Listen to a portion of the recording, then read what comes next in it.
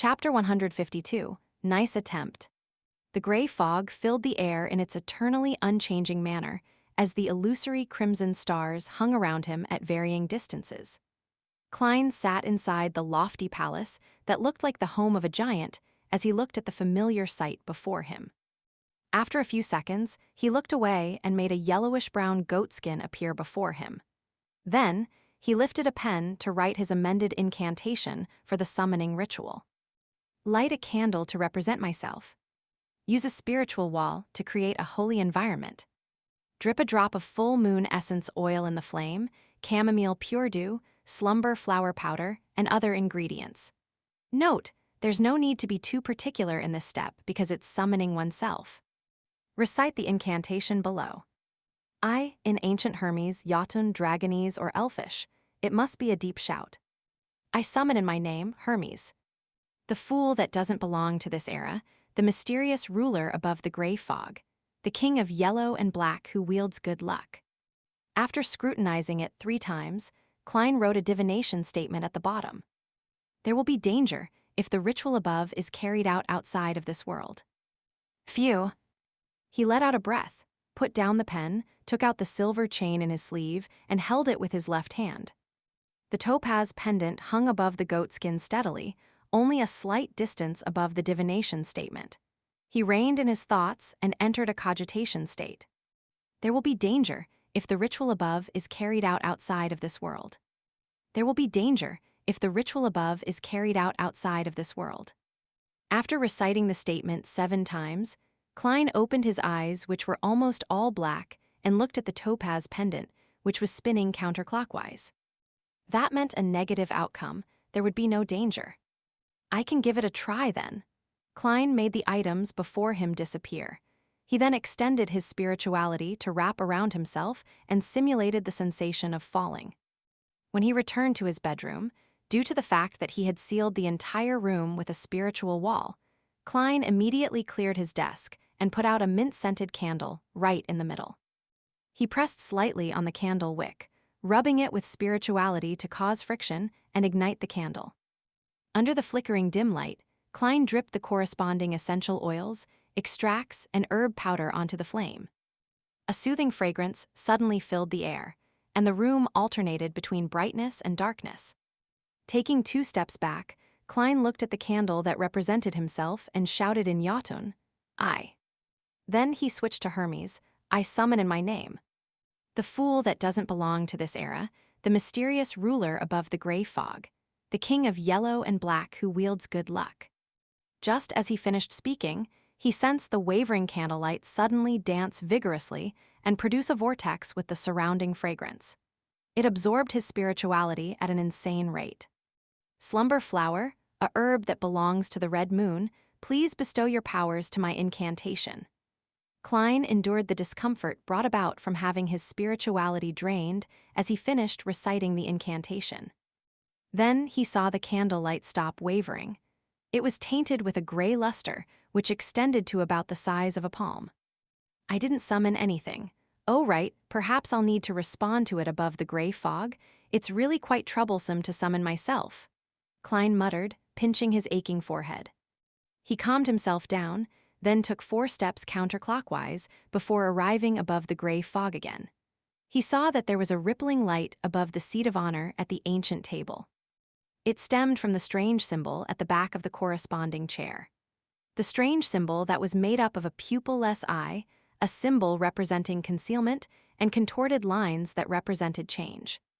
All Klein did was extend his hand to reach for it when he immediately heard, I summon in my name, the fool that doesn't belong to this era, the mysterious ruler above the gray fog, the king of yellow and black who wields good luck.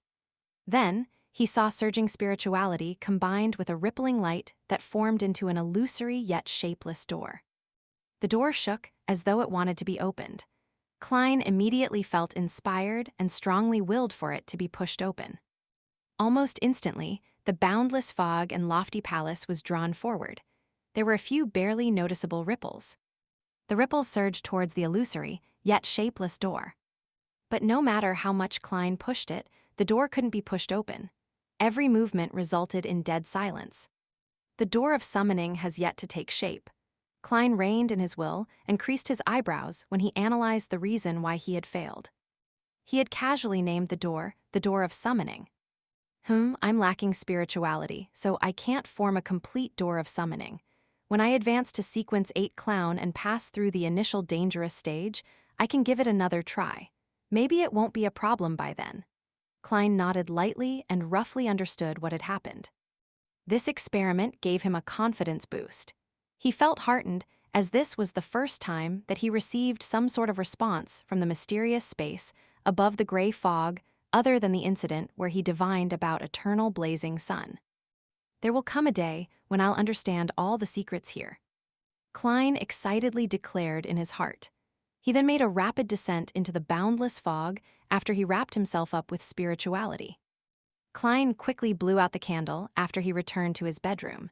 He ended the ritual and cleaned up his study desk before he removed the spiritual wall. A gust of wind suddenly blew as he yawned. He collapsed into the bed, covered himself with a blanket, and quickly fell asleep. In the hazy dream that followed, Klein woke up abruptly and realized that he was sitting in the living room of his home and was holding the Tianjin City Honest paper. "Tell me Captain is here again." He was stunned at first as he looked outside the oriel window, finding humor in his exasperation. With a creak, the door opened. Dunn walked in slowly, wearing his black trench coat that went beyond his knees and held a cane and pipe. He was still wearing his black top hat, and underneath it were his profound gray eyes. Dunn came to the living room and sat on the single-seat sofa. He leisurely crossed his right leg over his left. He put aside his cane, took off his hat, and leaned backwards. He sat there quietly and looked at Klein as though he was thinking. "Captain, what are you trying to do today?" Klein was dumbfounded. In order to not expose that he knew that it was a dream, he pretended to not be affected by it and continued to read the newspaper. 1 minute, 2 minutes, 5 minutes. He lifted his head to look at Dunn, who sat opposite him. He found out that the captain was still sitting there quietly and was looking at him in deep thought. 5 minutes, 10 minutes, 15 minutes. Klein flipped through the newspaper back and forth multiple times, looking at Dunn from the corner of his eyes, and noticed that the man was still looking at him quietly in deep thought. "Captain, you're making me very uncomfortable." Klein couldn't sit in peace. He folded the newspaper and put it aside. He nodded and smiled at Dunn. Then, he went to the kitchen to get a piece of cloth and started wiping the dining table and coffee table. "Captain, look, my dream is so simple, so ordinary, so boring. There's nothing worth observing. Hurry up and leave. Why don't you pretend to be a ghost and I'll pretend to be frightened, then you can complete your achievement as a nightmare." He prayed in silence and lifted his head, but all he saw was Dunn's deep gray eyes that were still in deep thought. Under such a quiet and constant gaze, Klein wiped all the furniture and cleaned his room. He was so exhausted in his dream. What wore him out the most was Dunn Smith, who was watching him quietly in deep thought. Klein had no idea how much time had passed while he made himself busy until he finally saw his captain uncross his legs and stand up. Then, he took his cane, put on his hat, and walked through the door. Klein held his breath and watched Dunn leave his house. He couldn't help but lift his right hand to wave goodbye. Phew! When everything returned to normal, Klein let out a breath of relief. That really was such a nightmare. He thought to himself, too preoccupied for tears. Backland, West Backland, Philip's department store. Philip S. was one of the top-end department stores in the Lone Kingdom. It only opened to nobles and wealthy people who were qualified to be members. There was always luxurious carriages parked outside with different emblems printed on them. Not only was it a safe place for shopping, it also became a popular social venue due to the strict restriction on members. Audrey brought her maidservant, Annie, and her golden retriever, Susie. Under the ushering of an eagerly attentive attendant, she got off the carriage and walked through the entrance. Along the way, she saw daughters of viscounts, countesses, or maidens with parents of high social status. She maintained her elegance and greeted them all gracefully. She communicated with different nobles on different topics. For instance, when she faced a particular countess, she would compliment the fittings of the countess's dress, and when she greeted a particular baroness, she would praise the outstanding performance of the Baroness's husband in the House of Lords. Audrey hadn't been good at that previously. She was too stubborn and too arrogant. But now, she didn't even need to put in much effort to respond perfectly. In a spectator's eyes, most of the emotions and thoughts of the female nobles were written on their faces. Arriving at the second floor, Audrey turned into a shop that sold ready-made dresses. The attendant in the shop was a petite maiden. She wore a black and white dress and had shoulder-length blonde hair. She was the arbiter, Zio Dericha. Audrey gave Susie a look without changing her facial expression. The dog understood what her owner meant immediately and ran to another counter. Maidservant Annie went after Susie to try to drag her back. "Well done." Audrey complimented inwardly and walked next to Zio Dericha, pretending to look at the variety of dresses. "Why did you arrange to meet me here for?" Zio inquired with a whisper while she loudly introduced the dresses. Her voice was tender, just like a child's. "Where's the original attendant?"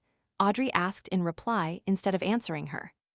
Zio looked around and said, "I convinced her. She was happy to rest for the morning." Audrey looked at the different styled dresses while she took out a piece of neatly folded paper from her lamb leather handbag and secretly passed it to Zio. "Vice Admiral Hurricane Kalangos has snuck into Backland. This is his portrait. I hope you can find him for me. Oh, and don't alert him." Zio received the piece of paper and unfolded it to take a quick glance.